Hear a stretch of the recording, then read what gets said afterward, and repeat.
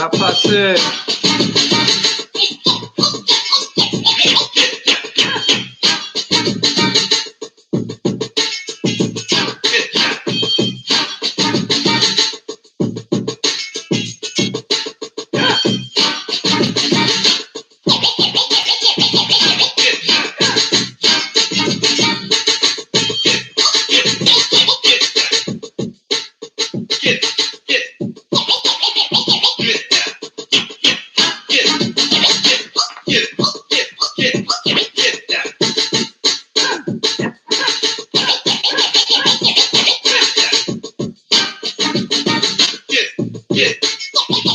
Get down.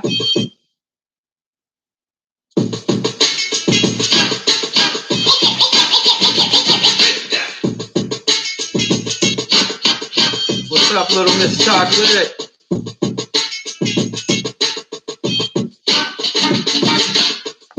Oh yeah, let me stop playing. Nah, I don't wear that now.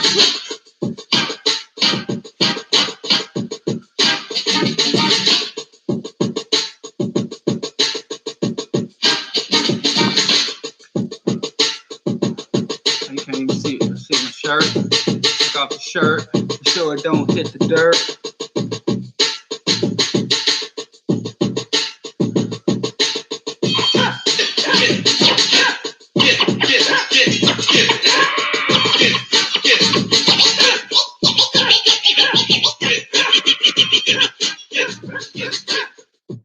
Happy 420, everyone. This is Q&A session with Bro Diallo. For those who celebrate 420, I don't really, but I know it's a day. I see it online. That's the only time I know it's 420. But anyway, it's 420 Q&A. But I don't know what y'all want to ask me about cannabis. I've never smoked it or edibles or none of that. So my best thing will be, oh yeah, LaShawn, you notice my t-shirt. Yeah, let me just big up myself real quick. This is some Bro Diallo merch. Bro Diallo show merch. You can get it at AfricanWorldOrder.com. It's probably going to be backwards. African World Order merch. Anyway, since the epidemic, I just have to get high on my own supply. But anyway, we gonna get through this pandemic. Now there's been a citywide advisory that you can't go outdoors in Chicago without PEE. So they advise everyone to wear some type of mask and covering for your nose and your mouth. And so, I was in the garden. I spent most of the day in the garden. I planted some organic squash. Everything's organic, so I don't need to say that. We planted some squash, some tomatoes, some watermelon. Might be too early, but I'm just being optimistic. Cantaloupe, I think we planted some cantaloupe. I think Dr. Mingo put in some cantaloupe and a couple of tomatoes. So we started our planting. Unfortunately, we know that the HF Garden is a communal effort, but right now under social distancing, it's just me and the wife and kids doing the planting. So soon as things open up, we'll open up the farm, the urban agriculture site to the rest of the community. But for now, please don't come there. It's all gated off anyway and locked. But please don't come until we get the clearance to have people out. And hopefully it'll be sooner than later. Anyway, this is Q&A session. If you haven't watched the Q&A session, you can send me questions via Facebook or in the Facebook live feed or in the YouTube live feed, and I'll answer. I'm kind of having issues with this format because sometimes I go back after the Q&A session and I see some really good questions that I missed. I'm thinking maybe we can do the Q&As where people will submit their questions, maybe send them to me somehow, and then I could just answer them. But I kind of like answer the questions off the fly, because that way if someone asks me something I don't really know, I can just say I don't know. Whereas if I let people send me questions ahead of time, then I'll feel compelled to have to research and suss out the answers, which is more work for me. And but I don't know, we'll figure something out. But if I miss your question or whatever, I apologize, and I try to get to some, and I really don't do it. So first question is info on merch. You can get Bro Diallo Show shirt. I designed these myself. Bro Diallo Show merch, and mugs and progressive media, stuff like that. You can get that at africanworldorder.com, which should be live. And you can go to diallokenyatta.com, and we're updating it, but you'll see the new layout, real modern, real high-tech Zuckerberg type shit. So that's that. So thanks for inquiring about the merch. Let me take off this sweater. Feel naked. Whew, it's a little warm up here. But anyway, it's getting warm overall. Anyway, so you can go to africanworldorder.com for this and many other items, accessories, and we're going to be updating on a regular basis, putting more and more info and artwork and items for sale. And depending on what you buy, like the proceeds for the Bro Diallo Show merch goes to keeping Bro Diallo Show on the air, help getting us equipment, help sustain Q4 and all the things that bring the Bro Diallo broadcast. And Q4 studio and radio station is not live right now. No one has access to the studio, and it's hemorrhaging and losing a lot of money, bills piling up, and it's not for profit. But so that's where that goes. But if you get the Pan-African information, it goes to the African World Coalition organizational efforts. So various, depending on what you buy at the site, it's what efforts. But all of that, it's a cooperative effort. All of the proceeds when you purchase anything in African World Order goes to specific formations or agendas within the larger African community. So there's that. So the first question, as a vegan, can you eat honey? Yes, you can eat honey as a vegan. There's an ongoing debate about honey in the vegan community because it is essentially, because, well, there's two things. Some people become vegan for health and longevity and overall well-being. They are willing to consume honey. It has antimicrobial elements and other benefits, not only for consumption, but for cosmetics. But other people, like the crowd I like to run with, the animal rights vegans, we're not comfortable with the exploitation of wildlife or insect themselves, and how beekeepers often kill the queens, and they do a lot of harmful things to the insects and appropriating the insects and damaging and commodifying a living creature. So there's a debate. When I had a vegan restaurant, we had uh, two items: the vegan pancakes and the vegan waffles had honey in them. So we would call those virtually vegan. But some vegans say, so it's an ongoing debate. If I met a vegan who consumed honey, if I went out to meet you at a cafe and you put some honey in your tea, I wouldn't flip the table over. I wouldn't think less of you, like if you put some cow secretions in there.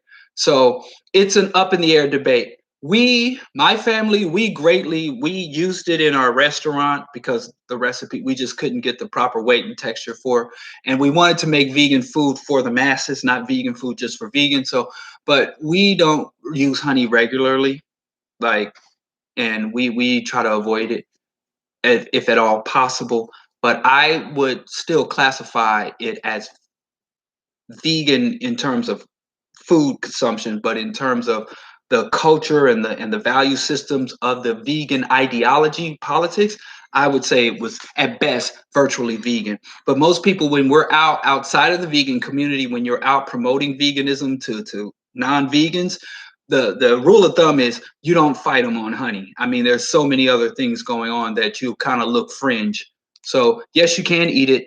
And this is strictly me, you can consume honey and still identify yourself as a vegan. But if you're giving honey, if you're serving vegan food that has honey in it, you should inform the vegans that you're serving it to. That's why we put the virtually vegan, and on our old menus, we put a little bumblebee there to let people know that. And you'd be surprised, quite a few vegans that came into our restaurant did not want to consume something that had honey in it. So it's an ongoing debate, not that I'm having, because I'm pretty much, I don't consume honey whenever like if I eat honey once every 2 years, that's very often, or consume something that has honey in it. But if I could avoid it altogether, I definitely would. But that's me. But I wouldn't put that on anyone else. Uh, what's a critique you have? On M. Johnson asks, what's a critique you have of Amos Wilson's work, if any? Just curious. Well, Amos Wilson is one of my favorite scholars, psychologists, revolutionaries, Pan-Africanists. One thing I do kind of have issue with is if you look at black on black uh, Black Power, a blueprint for Black Power, which was a book. And I don't like criticizing Blueprint for Black Power because it was published after he passed. So I don't really know what it would have looked like if he had been alive, because he had volumes of work, of writings, of speeches, and so on and so forth. So when you're editing something, I mean, there's things all over this house that I have written down, scribbled down, things on this computer that I've typed up that I wouldn't want published in my name because I don't think it fully represents, or the idea isn't fully sussed out. So if you criticize me on something that came out after I'm gone, it's kind of like Tupac records. He recorded a lot of music he didn't want put out that was put out. But anyway, it has kind of there's some I'm not even going to go there. I really have no critiques of Amos Wilson beyond I don't think that his philosophies, his teaching, his analysis can be in any way diminished. It can't be downplayed at all because it's so essential. I think he's right on so many points. But I got to say something. Well, when he was talking about, and I've repeated this, when he was talking about morality and leadership, he talked about Elijah Muhammad. And he said that Elijah Muhammad's moral failings and locking in his moral failings, or rejecting him based on his moral failings, will deny us access to the wellspring of positive insights and functional practical actions that we could take that were derived from the Nation of Islam. I don't agree with that. I do not agree with that assessment that he had of Elijah Muhammad and the Nation of Islam, and how that there were elements that the Black community could extract from the nation and expand it in a secular means to the larger community. That's one thing I don't agree with. I think he was a bit too flirtatious with capitalism and capitalist accumulation, and Black people as a collective being able to, same as Claude Anderson, being able to engage in capitalism for liberation. I also have certain issues there, in where I don't think he drew the line strict enough. I think that you'll find a lot of opportunistic and capitalistic Black people.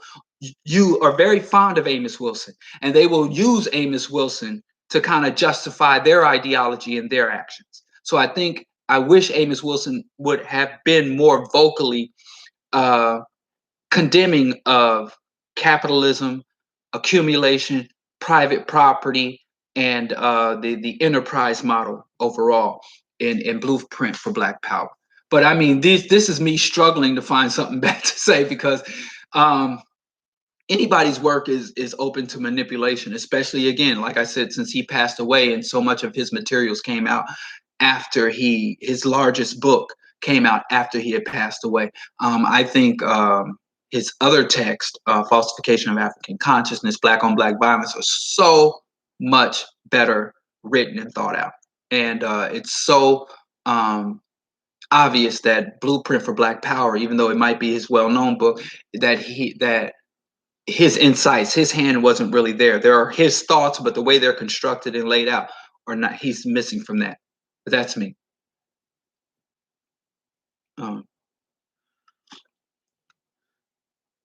Diallo, you missing out? Is that going on? I didn't purposely go up against that.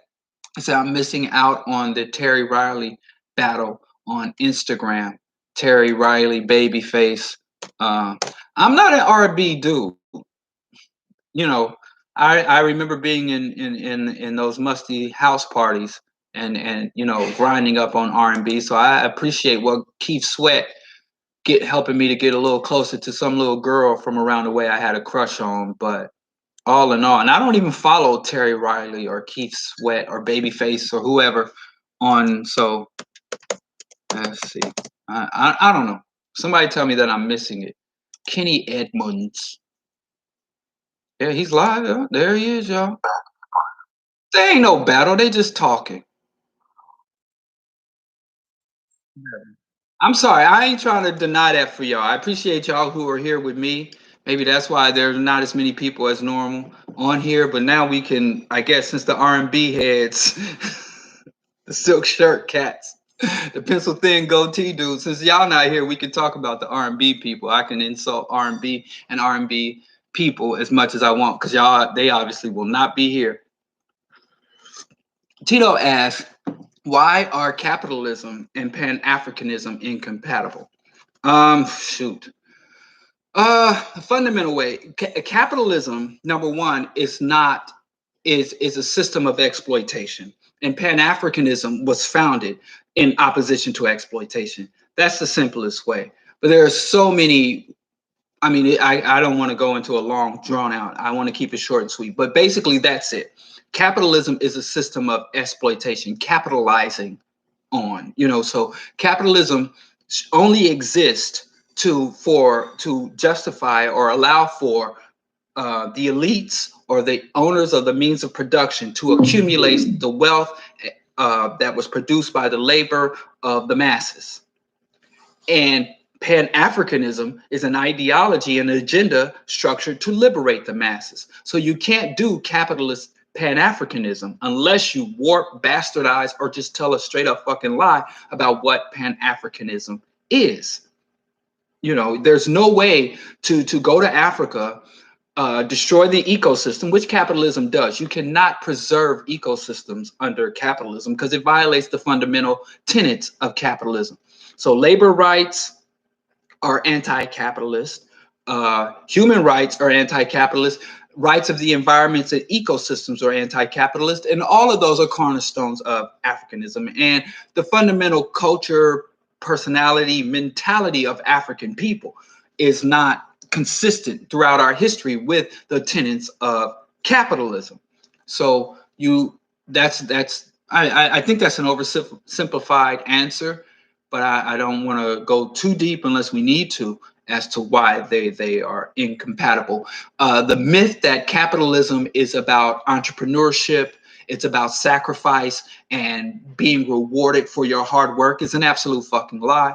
And it really kind of blows my mind that people still talk about capitalism simply being about coming up with a good idea and having the personal fortitude to see that idea through and then reaping the rewards of that good idea, or having a special talent. Let's say like Michael Jordan, like you're the best basketball player in the world, therefore you should reap the reward. So if you're the best basketball player in the world, there is no fucking reason in the universe where some child in Bangladesh, in Indonesia, or in China has to be in a sweatshop assembling your shoes for starvation wages, and then some kid in the ghetto be propagandized and indoctrinated into overvaluing that $15 shoe to $250 or more, and then you get to personally accumulate and hold on to all of the assets from all this work, suffering, manipulation, and shit. That doesn't, those things are not rationally, they don't make sense. It's like saying he's a great basketball player so he can rape your mother. Why does that entitle anyone to any fucking thing besides acknowledgement? Hey, good at basketball. Wow, you really dunked the shit out that ball. Good for you. Beyond that, a pat on the back or his bald ass head. What else should he be entitled to? It's irrational, it's inefficient, it's anti-life, it's anti-human, and I say it's fundamentally anti-African capitalism. So anyone that says they're pro-black and capitalist, it ain't just Pan-Africanism. Pro-black and capitalist, or humane and capitalist, or rational and capitalist, none of those things align. So, and a lot of, but again, like I said, there are a lot of black capitalists who are draping capitalism in kente cloth or mud cloth and using community rhetoric, black business. We need to build up black businesses. But we see for generations, we had the record industry. We had black artists being exploited by white Jewish record executives and labels, and then we had the proliferation of black ruthless, bad boy. What's that? What's that other record label? Rap a lot, and the capitalists would outdo you. You know, they will consume you. You know, it's a dog eat dog system. So that's why. Um, what did I miss? Kenneth says, during the COVID lockdown, are you seeing a lot of dumping into the urban community of mental health patient release criminals and homeless, aka poor whites walking around? I am from Kansas City, and I was supposed to be in Kansas City, um, this spring break with my son. But I haven't noticed that here. I mean, I live in Bronzeville, which is the heart of the hood. In fact, I've kind of seen the opposite in terms of people being dumped. I've seen they've been sweeping the streets of the homeless. There are at least three different homeless encampments around my community, between here and downtown, that I would frequently pass, and those have been cleaned out. On the way to 94 Highway, they're under that bridge, the over by the bridge, the L train bridge, where you on the way to 94. That's been cleaned out. So I've been seeing the opposite in terms of the homeless people have been cleared from the streets. I don't know if they're being given proper treatment or better accommodation, or they're somehow being put in worse accommodations. I probably should look into that, and I will.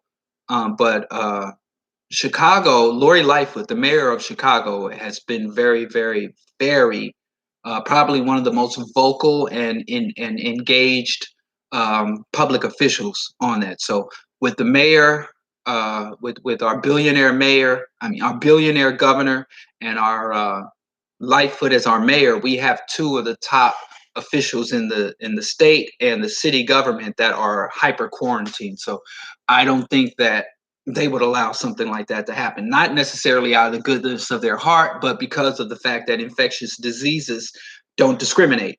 So, the white folks uh, face as much risk of infection, but they don't face as much risk of morbidity from infection because, system's racist. But actually, no, I haven't seen that here. But I'm not surprised that that's happening in Missouri or Kansas City is racist, and they were probably looking for opportunities to purge or to lighten the burden on the government. They don't believe that government can handle things, so I really do think I'm not surprised that that's happening in Missouri. But Chicago, no. Chicago seems to be, executing, just following the protocols. They don't really go extreme and they don't really innovate, but they're not laxed either. So they Chicago, the city of Chicago, and the state of Illinois under Governor Pritzker seems to just be walking the line, you know, on this thing on isolation. Chris Young asks, why do you think society hasn't had the same urgency about other crises as global warming, labor exploitation, etc., that they have had towards the pandemic? Um, well, let me ask you that there was a big uprising for labor. The United States actually had the most violent labor movement in the history of the planet. I mean, there was basically a regional civil war of labor.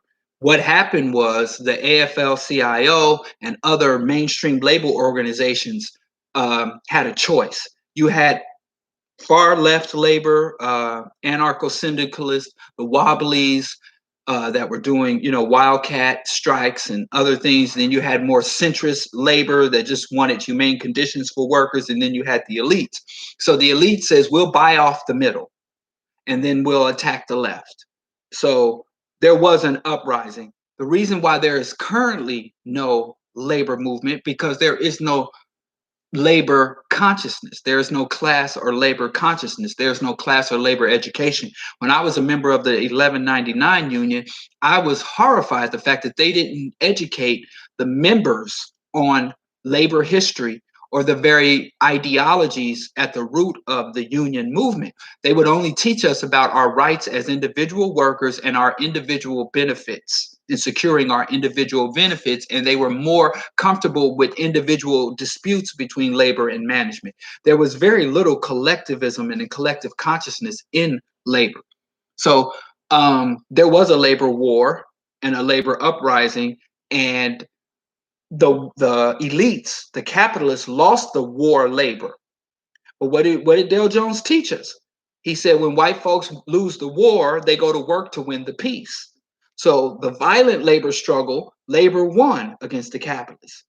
But then when the capitalists were forced to make concessions, they started through a attrition, eroding the power of labor. But at the same time they were eroding the power of labor, they were also eroding the consciousness of the general public about who they are, their status in society. So that happened. As far as global warming, there's a lot of psychologists writing about this. The probably one of the best people is Kunstler in this concept called the long emergency. Human beings, when we evolved to be expert problem solvers for immediate issues and threats. We Our limbic brain, like if you're walking down the street at night and you hear a rustling in the bushes, or you walk past an alleyway and you become hyper alert because to immediate danger. Humans are very, very, very good at responding to immediate threats. Because they always say we need a Marshall Plan for global warming, or they want people to mobilize in America like they mobilized to fight the Nazis and the fascists, the Axis powers. But what they ignore is that for years, fascism was growing in Europe. Hitler was a veteran of World War I, and he took years to rise to power. And much of Hitler's rise, he had very strong allies in the US because he was an enemy of the communists. He was best buds with Ford, and Ford was the Steve Jobs. He was the first celebrity industrialist in American capitalist history. And somebody might say that's Rockefeller, but I say it's Ford, like the innovator.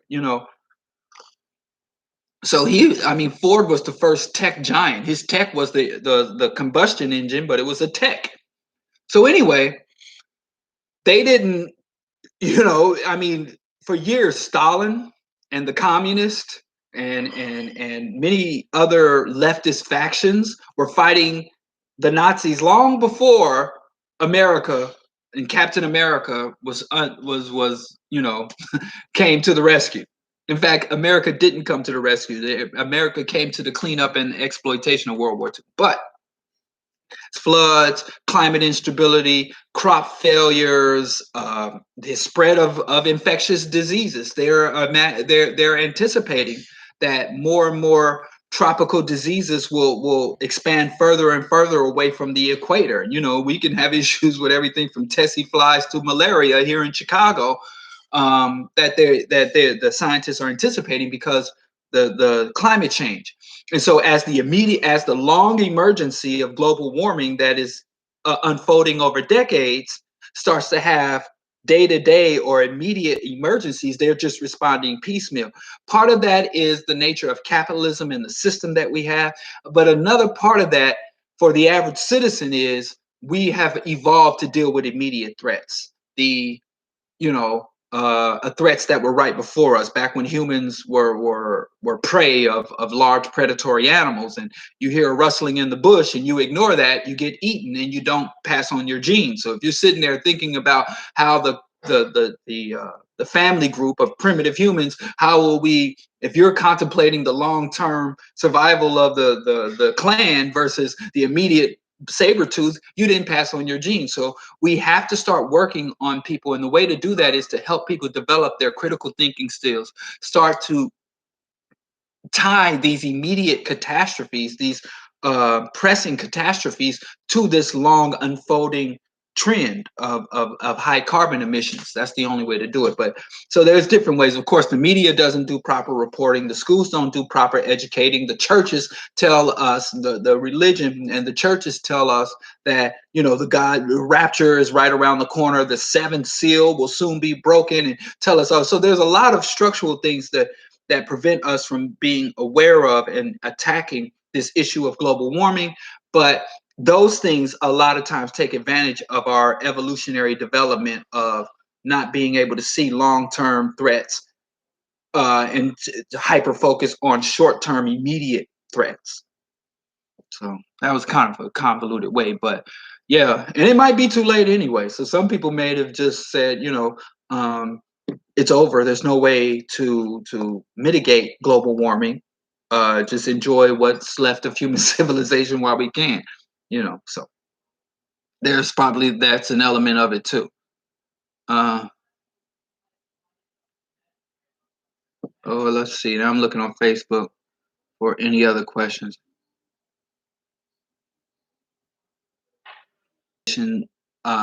Mass vaccinations. I get kind of frustrated, not with Bill Gates, but with us. We allow hyper rich individuals to exist and then get mad when they exercise their hyper risk, they're hyper powerful. Bill Gates has a very particular disposition and mentality. Bill Gates, I mean, there should be no fucking Bill Gates, regardless of whether he wants to sell vaccines or sell meat-based synthetic protein or pee and reach over anything or any fucking body. So I'm less interested in debating what Bill Gates should or shouldn't do, and more interested in saying and working to make sure there are no fucking Bill Gates in the world, whether we agree with what they want to do or not. Bill Gates' mentality, he believes that you can organize human society the same way you organize a tech company or corporations. He believes that you can program societies through the distribution of resources, through the physical infrastructure, through the priorities within the public and private education system, that he can program an efficient society. And why do you need an efficient society? Because an efficient, properly attuned society creates greater opportunities for the amassing of resources. Bill Gates, these rich fucking psychopaths, have this notion that they are of the anointed people. They are the people, whether it's secular hierarchies or divine anointing, hierarchies. They believe that they should govern the world simply because this motherfucker and his youth spent more time sitting and pecking away at a computer than everyone else. So I get frustrated when people talk about George Soros or at the same time, you get mad at George Soros and you get mad at whatchamacallit because he believes that vaccinations are salvation, and he's trying to come up, not only patent the vaccines, but mandate them and all that. Y'all mad about that. But then y'all turn around and I see on social media a lot of y'all be like, oh, Rihanna gave $1 million to Barbados, or y'all celebrate LeBron James fucking opening a boutique Nike school in a poor black community. You can't have it both fucking ways. If you're going to have people that have undue power, unearned influence, who have a disproportionate level of resources at their disposal, and you don't even fucking regulate what they can spend it on. Y'all let Rupert Murdoch own all this fucking media. Y'all fucking go to Amazon to buy every fucking thing. And we helped to create these fucking billionaires. And then we had a fucking candidate, we don't know if he would have or wouldn't have, that said he's going to tax these motherfuckers and reduce their level of influence. And then we don't go out and campaign and vote for it, but we want to cry about it. If you give me $1 billion fucking dollars and then I start going out here and doing things to subvert the cattle industry, which I fucking would, and subvert the dairy industry, and I make dairy harder to get and I make meat harder to get because that is my value system. And right now, in order to make dairy harder to get, I have to go out here and convince you. I have to argue my case. I have to plead my case. I have to organize and build my standing and rapport with other people in my community because I got less money than y'all. I got less power or influence than y'all, at least the kind of power and influence that money will buy you. So in order to get you to move left or right, I can't mandate you. I can't say, well, if you eat meat, you can't get this job. If you eat meat, you can't get this scholarship to go to school. If you eat meat, you can't do that. And it would be tyrannical, right? So you can't just say, well, I fast and pray. I hope that the billionaire that gets up there to get power to run society, that he's good and he has ideas that align with mine. Nobody should exist. That is barbarism. That is tyranny. And I don't give a fuck whether it's vaccines or fucking boutique schools. We have to stop allowing a small minority of people to dictate to our lives. And they feel like they don't have to say, well, I got money, so I don't have to campaign. I don't have to convince you. I don't have to debate you. I don't have to articulate the merits of my position. I just come in with my money and sweep all you peasants aside, and my will be done. So what we need to do is stop, and it frustrates me to have to fucking always nip. And I'm not upset with you. I think it's a valid question, and I appreciate the question. But I'm sick of John. Oh, what do you think? People ask me, oh, George Soros, the Rockefeller family, the DuPont family, the Walton family, Jeff Bezos. Fuck them. Hey, none of them motherfuckers should exist, whether they're doing good or bad. Anybody with the potential, you know, if you want to live in a society, you don't want people to govern and dictate to you. You know, what do they say? Taxation without representation. So I don't agree with anything Bill Gates does. I don't care if it's giving out scholarships or mandating vaccination. I don't agree with Bill Gates' existence. I don't think anybody should have $1 billion. I believe that we should have a maximum wage just as a minimum wage. I don't support someone with money being able to go open a school. I don't appreciate when we collectively make the wealth, we give all the wealth to Rihanna and then she gets to decide based on her own personal agenda individually without any expertise who gets ventilators and who don't or what goes there. We're all sitting here waiting for Elon Musk to retool his factories to give us what we need. We're praying that Jeff Bezos shut down his distribution center so the diseases won't spread. So I think we're focusing on the wrong motherfucking thing. If you got a hornet's nest inside your home, and you just and you every time a hornet flies from the nest, you want to focus on that one hornet. The nest is how did fucking Bill Gates come to exist? How do we even have a Bill Gates to contend with? Why the fuck do we even know this nerdy dude's name? And even if he didn't want to give us vaccines, let's say he wanted to give us all herbal remedies or whatever the fuck you think we should have. Who the fuck is he? And every day I walk outside in my community, I see 1,000,001 fucking people doing shit I don't think they should be doing. But I should not have the power to go over and shut their shit down, to kick them out of their homes, to deny them the right. What I should have to do is go over there and talk to them, compel, as long as they're not harming other people. That's the thing, do no harm or whatever. Then that's when you need armed revolution, whatever, but person to person. So we need to return to civilization. We need to return to where when things are made, everybody who's impacted by a thing have a right to have agency within that decision, not one rich motherfucker or not even one elected official. That's the concept. They don't call them, you don't vote for your ruler, you vote for your representative. And a representative is a person who receives something from you and carries it forward. You know, not somebody who tells you what they're gonna do for you. With the whole shit is fucked up. So what I think about Bill Gates, well, I'm not going to debate his vaccine suit. He shouldn't have power because what would happen was if enough people show outrage about his mandated vaccine, he'll just pivot.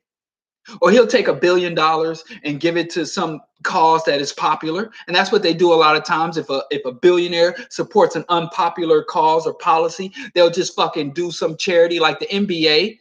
Remember the NBA was like, y'all niggas gotta wear suits and y'all niggas can't protest, y'all niggas can't wear hoods, y'all niggas, no black lives, y'all niggas can't, y'all chase these balls, make us money and shut the fuck up. And then everybody got mad and everybody was like boycott the NBA. And then the NBA went and did LeBron James opened a school and some other, and they put Steph Curry up front. They get all these non-threatening Negroes up front and change the image. The NFL was found to have their players all roided out and their brains all turned to jelly from all that footballing and beating their women and dying broke and insane. And then they were like, oh shit, people are starting to look at look under our skirts. People starting to look at the wrong part. So then it was like, somebody get Beyonce on the phone. And not only are we gonna have her do the halftime show, we're gonna have her do the damn halftime show and a Black Panther theme. And now woke NFL. So the potential for manipulation. And a lot of times when you go to people and you're talking to them about these elites and you're talking to them about reptilian overlords or vaccine sterilization conspiracies and all that shit, they're gonna dismiss you. But if you can talk to them about what's real in their life, you go to work and you generate $500,000 worth of revenue or wealth for this company, and you bring it home, what, $50,000, $35,000? You go to somebody working at Walmart and you telling them about vaccines, they're going to be like, fuck out of here. My child had a vaccine, they're fine and all that. But if you go to them and say the Walton family is the richest family in the world, they're the number one employer in the United States. And here you are trying to apply for a housing voucher or having to get supplemental food support while you're working for the richest people in the world. And you stock the shelves. What the fuck do they do? And they inherited that fucking company from their father. What the fuck did they do to earn that money? So you got to, bring this shit down to earth. The real debate about Bill Gates is, should he exist? Where the fuck did he get that money from? Did he earn it? How the fuck do you earn $1 billion? Nobody in the history of human existence has done $1 billion worth of work. I don't care how well you chase a ball or how well you write a code or how many patents or copyright. So when we start focusing on these individuals, I think that allows the system to ravage us in so many ways, because the vast majority of these billionaires fucking us over. We just learned about the Koch brothers a few years ago. For every billionaire you name, there's a dozen that you will never know the name of, that are fucking us over even more. So we got to deal with systemic analysis and systemic solutions. Because they could lock up Bill Gates which has happened. There have been many billionaires that lost their fortunes, that died. One of the Koch brothers died, that lost their fortunes, that have died. We've even had billionaires have a change of heart and turn around and decide to do better, who have forfeited. They're one of the Rothschilds. I don't remember his fucking name. It doesn't matter. But one of the Rothschilds' children decided to become an eco-pacifist. And he wants to promote veganism. He wants to save the rainforest. And he's doing all this hippie shit. And I'm supposed to like him better than Bill Gates? Fuck him too. You shouldn't have $1 billion to dictate to us, a damn thing. Even if you're trying to push something I agree with. So, but moving on. That's my thing about Bill Gates. He shouldn't exist, whether he wants to do good or bad. And then a lot of times we try to orient ourselves to trying to compel these fucking oligarchs, these parasites, to do right by us, as opposed to just wiping them out. And you wipe them out. All you got to do is go to change and take his fucking money, and he's wiped out. What are you gonna do? Kick your ass? Can Bill Gates kick your ass? All right, going to question. Andy says, during the '60s, what would saying was failings on the African side after decolonization? Oh, I'll read it as it is. During the '60s, what would saying was failings, or what I'm thinking was to say, what would you say was failings were on African side after decolonization? Oh, that's a good question. Okay, what happened after decolonization? After World War II, there was basically a cascade of nations that fell. The European powers that had colonies because they were so ravaged in that murder orgy of World War II. All the big colonial powers, Great Britain, France, the Scandinavian countries, the Dutch, uh, Spaniards were already struggling. Portuguese were already struggling. I say French. The big colonial powers, and then the lesser colonial powers, Germany, they had to give up their empires, and not just in Africa, but India. They never colonized the Middle East. They called the Middle East was under a protectorate, whatever the fuck that was. But in Asia, they lost India, they lost Cambodia, Laos, Vietnam, and so there was in the Caribbean holdings, Latin American holdings. So the European powers were no longer in a position to militarily, military, militarily.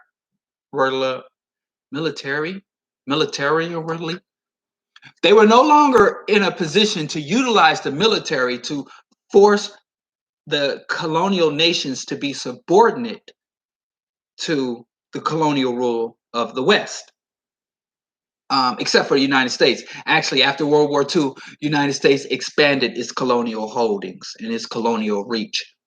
So that's something that's not. But the United States was smart enough to never acknowledge having it's like New York. Remember they had a stop and frisk policy in New York.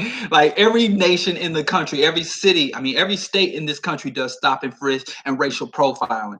But most states were not stupid enough to write it down as official policy. They just fucking did it and just say, oh, we're just protecting and serving. Whereas New York, the stupid idiots were like, and I ain't saying they're stupid because I'm glad they did it, but I'm glad that they acknowledged what they were doing, but they made it official policy. Like they fucking left receipts for their racism. So the United States would go to Philippines and say, and they would call their colonies, these are our partners.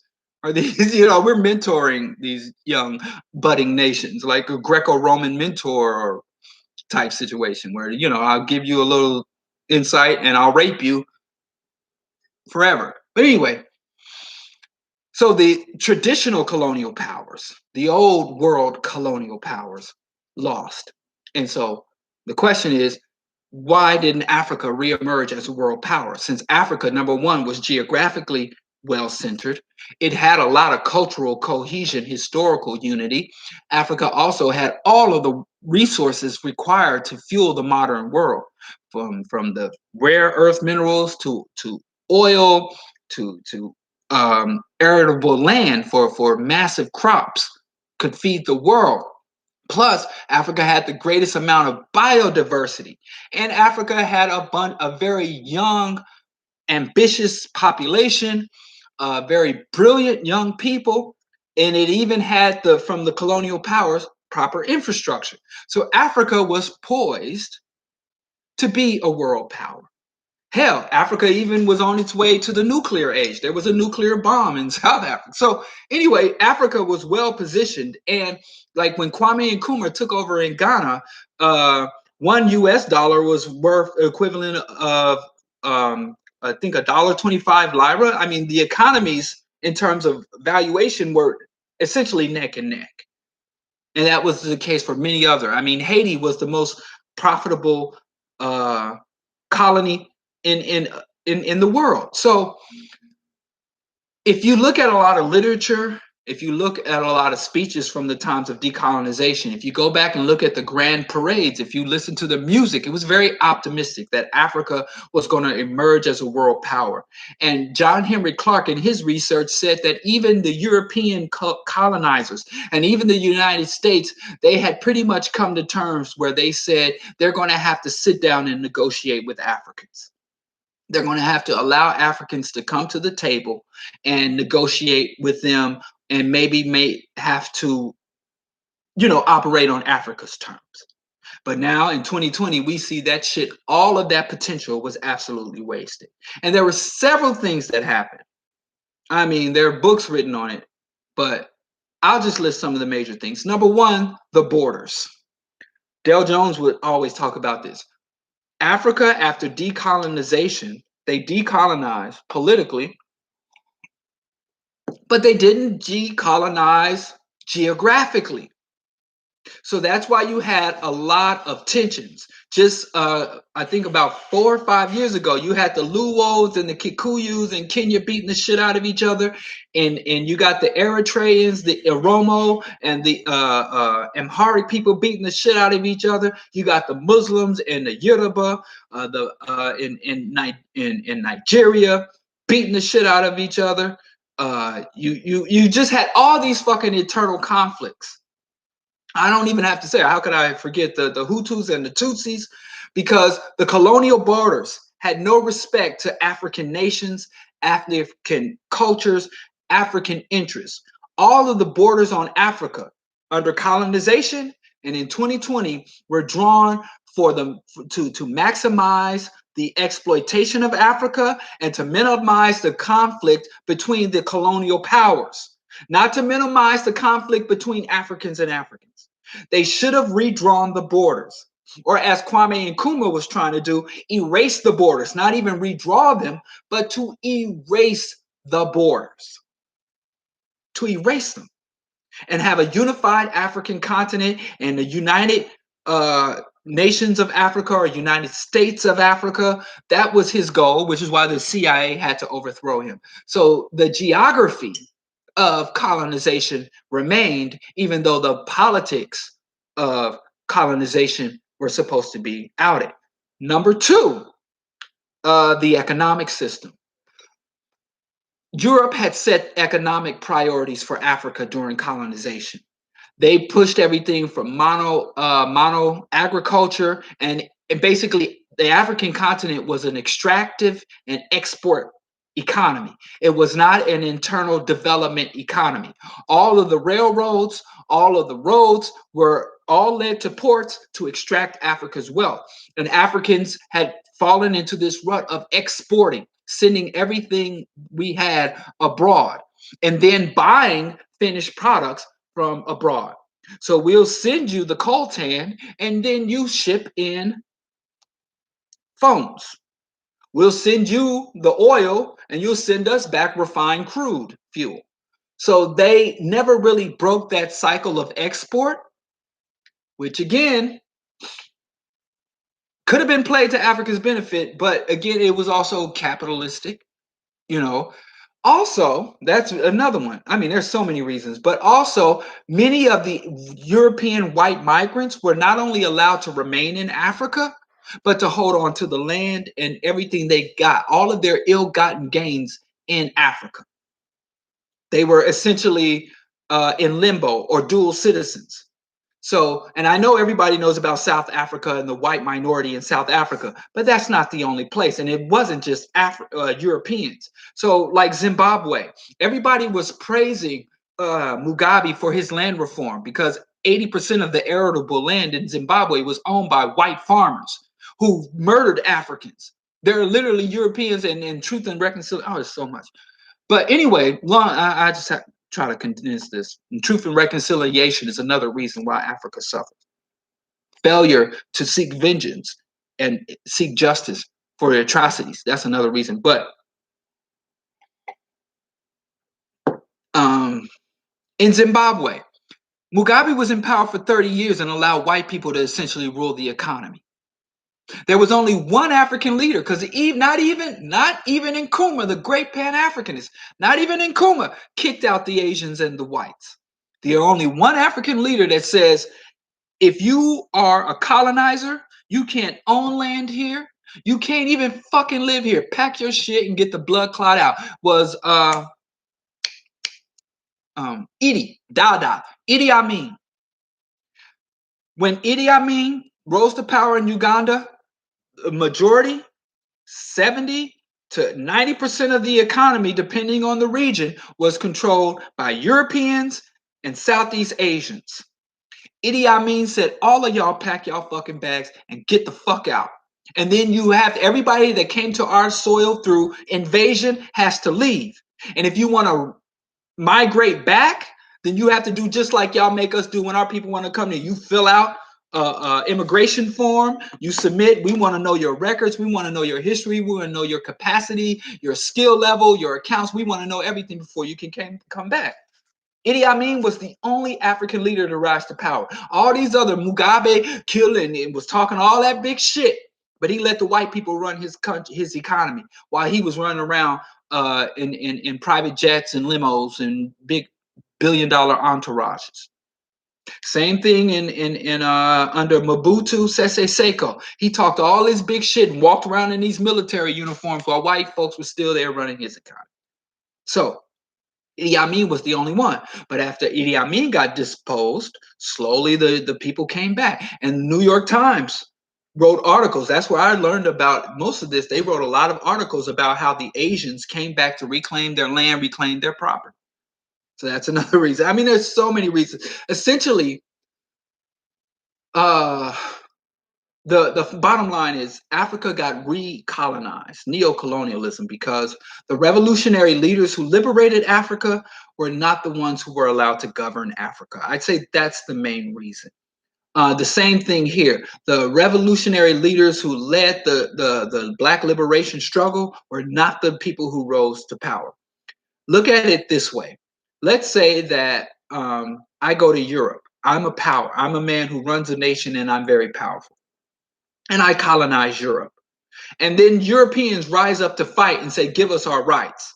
And I say, fine. And they don't, and then they negotiate with me. But then they allow me to pick the Europeans I want to negotiate with. So I'm going to pick left-leaning liberals. Like if I could pick the leader for America, I'd pick fucking Noam Chomsky or somebody. You know, if I could pick the leader of Israel, I'd put Norman Finkelstein in charge of Israel. I wouldn't pick somebody to govern in the interest of the nation. Really, I would, because I mean, shit. But you're getting my drift. So the problem is that the Europeans, when they were forced through guerrilla warfare, through negotiation, through protracted struggle, to have to make concessions to Africans or in the African diaspora, we allowed them to say who they will negotiate with and who they will distribute those concessions to. So all over the Black world, in the United States, in Europe, everywhere you find populations of Black people, the Caribbean, African, the Europeans handpicked our Black leaders. So that's another reason. So there are so many reasons as to why they fell. And that's why we have to be revolutionary. It's not enough to be even competent or hardworking or organ. We got to be revolutionary. We have to be revolutionary, and meaning that you can't replace. And in some regions, literally, there's a really good book called "Who Betrayed the African Movement," where literally the colonial officer was sitting at his desk. And he stood up from the desk, and the new African officer sat right back down. And replacing a European colonial governor with an African elected official was no different than replacing a white cop with a Black cop. No different. Or your gang being terrorized, your neighborhood being terrorized by the Hells Angels, or being terrorized by the Bloods and the Crips. I mean, which is fucking better? Essentially, a lot of times, more times, all the time, you have the same fucking outcome. So, I mean, there's not one reason that Africa fell back to neo-colonialism, but I don't want you to despair about Africa under colonialism, because Africa spent the shortest amount of time under direct colonialism than any other population. Ireland was colonized by the British for what, 800 years? Even the Romans were colonizing other white people for like 1600 years. So white people's colonial history is longer than Africa's. And throughout the colonial histories, it has never been absolute colonization, and it has never been a comfortable or easy colonization. There has always been resistance, failed resistance and successful resistance. So when you look at it, I feel optimistic about Africa's capacity to be liberated and Black people's capacity to be liberated in general. But what really gives me despair is that I don't think the world will be the system of capitalism has the capacity to destroy the life, has the ability to destroy the life-sustaining capacity of the earth. So the earth won't be around. The earth can't wait for us to go along this this long drawn out path towards ultimate liberation, destruction of global white domination and capitalism, dismantling of their war machines, their nuclear silos. The world can't wait for us to tear all that shit down. Because the ocean will be acidic, the polar ice caps will melt, the large predatory and herd species are all going fucking extinct. So it used to be you could sit there and say it's not a matter of if, it's only a matter of when. That's what Kwame Ture said. Africa will have its freedom. That's what he would always say. Africa will have her freedom. It's not a matter of if, but when. But the when window is this. Before, back in the 60s, you could say, okay, it might take us another 100 years, but we getting there. We ain't got 30 years to get free from this shit before they fucking make the world uninhabitable and they try to go into some underwater, under ocean bunker or set up a fucking space station, satellite of Mars and shit because the earth can't be inhabited by living creatures anymore because of their greed and psychopathy. I don't know. I don't know how I got over there from where I am. What's up, Chauncey? Do you think these latest reopened protests are astroturf? Because that's what it seems like. Every white movement in this country is astroturf. The Tea Party movement, the militia movement, even the Ku Klux Klan. You read Michael Parenti. He said 70% of the budget for the Ku Klux Klan during the civil rights movement came from the FBI, you know. So every white movement, sorry, I know some people about to jump. Don't stop. Every right-wing white movement, there have been like revolutionary communists and far leftist, anarcho-socialist, white left movements have been ground up and sincere. But every single that I know of, there might be some right-wing rednecks that form a national movement that I don't know of, but every single one of them I know of, dating all the way back to the Pinkertons, and during the 1920s, you read Howard Zinn, People's History of the United States, all the way back. Every right-wing movement has been an astroturf movement. And if you don't know what astroturf means, we have a concept called the grassroots. And when you have a grassroots movement, that is movement that formed organically from the lower class people. It is formed by the victims. So a grassroots movement is, instead of people coming into our community to help us fight poverty, when the poor people come amongst themselves to challenge the conditions and the circumstances that lead to poverty. And it's them, the people, a movement from the bottom up. An astroturf movement is a movement that is supposed to look like it's a bottom-up movement, but it's actually a top-down movement, meaning that the elites or people in the power structure have created, funded, validated this movement, but they want it to look like a grassroots movement. So white people are outraged. Instead of white people are being directed and dictated to from the outside or from above, they want to pretend like, some white folks were sitting in their trailer park and decided to head downtown to the state capitals of Kansas and Pennsylvania and all that bullshit. This right-wing movement is astroturf. It is headed by, and you got to look at, I wanted to do, before the Q4 radio went off the air due to quarantine, I was going to do a Bro Diallo show on right-wing think tanks, and lobbying firms like ALEC. So yes, these protests are from the top down. These white folks, spoiled white folks, ridiculous, contradictory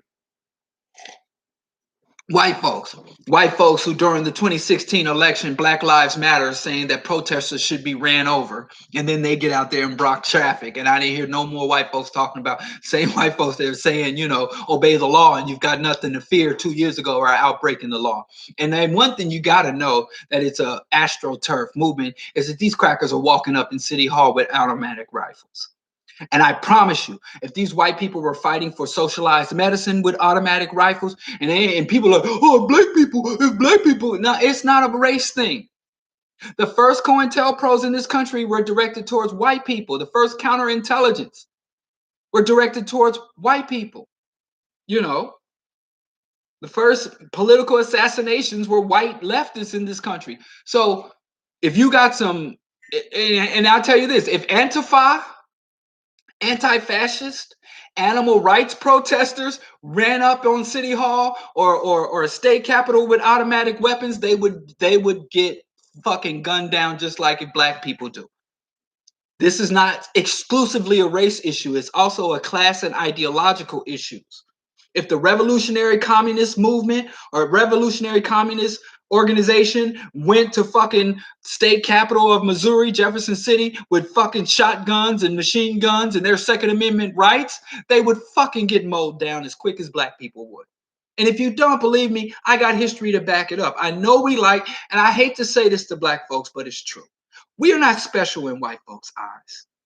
We like to believe that there's some special form of animosity or some special dance of hero villain dance, like they're the Lex Luthors and we're the super Batman, Superman. We're not special. We haven't even received special treatment. And I know that sounds counterintuitive.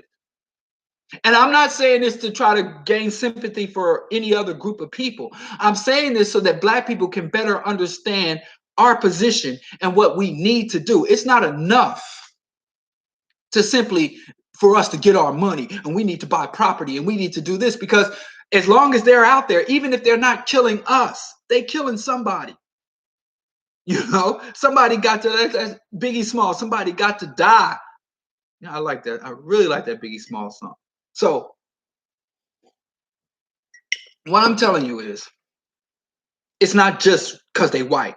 Because if they white with the wrong ideology, they can get it too. Go look at the history of the Student for Democratic Society. What's that guy's name? I shouldn't. Oh, Sean Swain. There are white political prisoners in this country. He's an anarchist who's in prison now, never getting his ass out.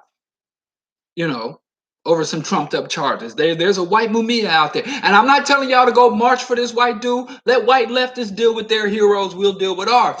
But I'm just saying, a lot of we kind of distorted in our understanding of who they are and our relationships to them and who we are to them. We get it twisted. And I just want us to get it untwisted, not so that we can have sympathy for anyone else, but so we can better have a diagnosis, better analysis will feed into better solutions and organized responses. So yes, you answered the question, Cindy. It is absolutely astroturf. It's absolutely top down. That shit is not a sincere movement. It's coming out of everything from Rupert Murdoch, you know, and everybody talk about George Soros. And I mean, there are so many billionaires running shit that we never talk about. And I don't want to talk about billionaire individuals. I want to talk about the very concept of a fucking billionaire. But yes, it's coming from top down. Fox News, the right wing blogosphere, QAnon, the executive branch of the federal government is under control by these crazy, stupid motherfuckers. So yes, these white people are not fighting for liberty. They don't give a flying fuck about liberty. And which with every other movement, like who's the number one threat, the number one victim of most of these right wingers are other white people. They kill, snitch on each other and everything. It's just, well, there were movies. I was about to say they just don't make hood movies. They don't make trailer park movies like they make hood movies. But like American History X, and how the leader of the skinheads had gotten out of jail by snitching on the other skinheads, and the skinheads were killing each other. You know, they it's the same shit. It's the same shit. You know, it's the same shit. The earliest victims of lynching, you read Without Sanctuary, the earliest victims of lynching in this country were who? White folks. Couldn't lynch a black man because the average cost of a black slave during chattel slavery was equivalent to buying a brand new car. You know, $300 to $400, which was equivalent to about $20,000 to $35,000. And so lynching an enslaved African during chattel slavery would be equivalent to me walking out smashing somebody's Cadillac or their tow truck with a hammer, and the consequences. But did lynching happen during chattel slavery? Yes. And who were the main victims of lynching during chattel slavery? White men. Primary victims. And then after the emancipation of Africans and our stock dropped like oil prices did in the last few hours, that's when black folks became the face of lynching. So white folks are not going to stop lynching. Now they were in Iraq doing what? mutilating genitals, humiliation, stringing up Iraqis, taking trophies. They always had a problem with U.S. military men coming back from foreign wars with testicles and eyeballs and ears and teeth of foreign people in Iraq and Somalia. So they never gonna stop. And you think, oh, they did this to us. They do it to everybody. They did it to themselves. Take that what you will.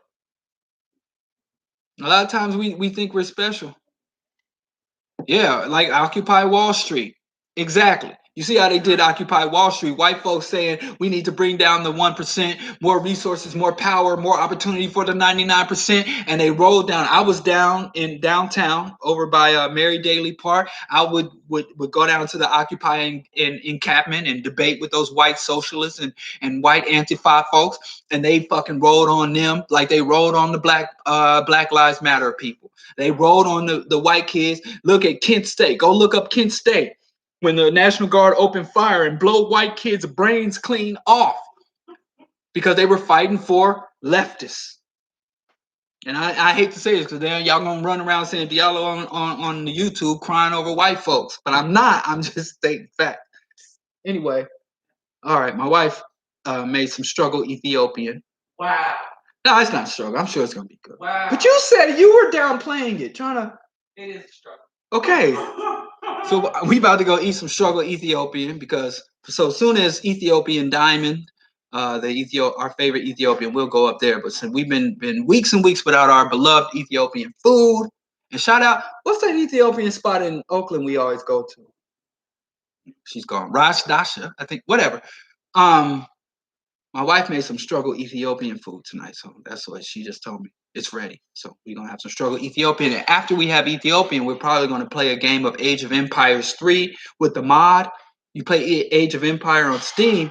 You can play with the Haitians. You can play with the Ethiopians. It's a role-playing game or real-time strategy game. Last night we played, I used the United States. I just wanted to see how they played. I won, of course. I win all the time, all the video games. But anyway, that's how we getting through the pandemic. We are playing role-playing and strategy games on PC games. Anyway, thank you for being with me. Of course, I can't exit without what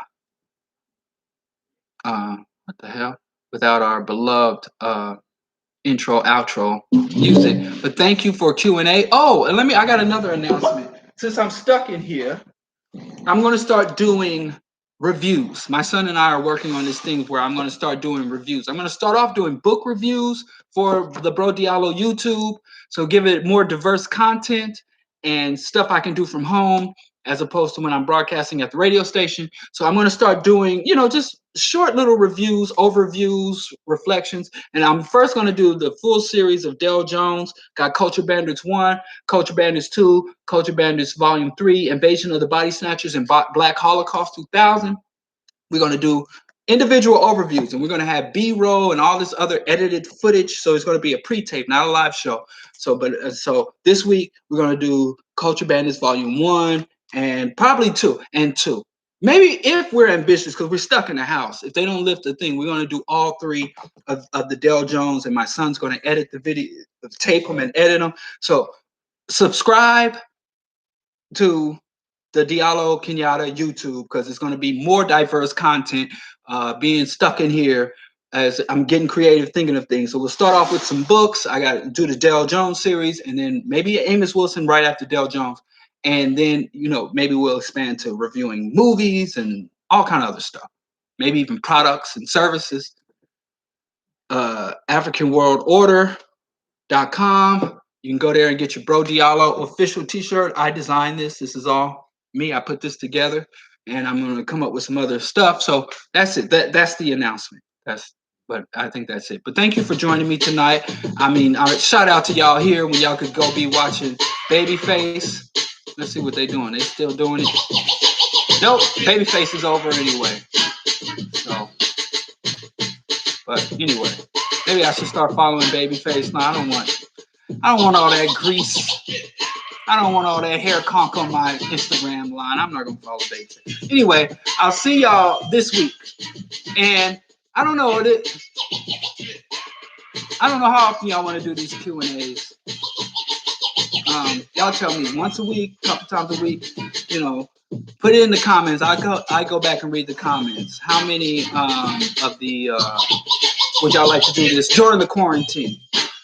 And again, subscribe to Diallo Kenyatta YouTube. I'm going to be posting these reviews that we're shit, but this is more like a pre-taped and produced show. So I'm looking forward to doing that with my son Oromo. And Patreon's still up there. You know, it's hard times for everybody. So if you can't contribute, I understand.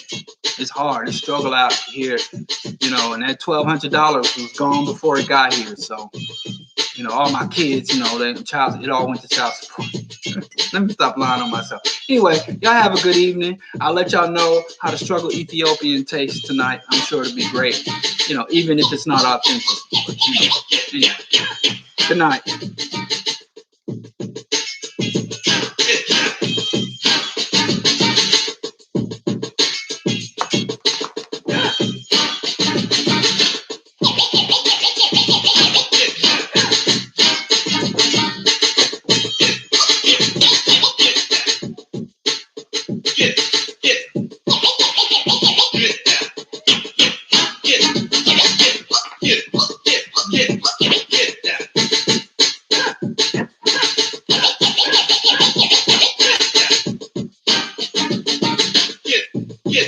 All right. Good night.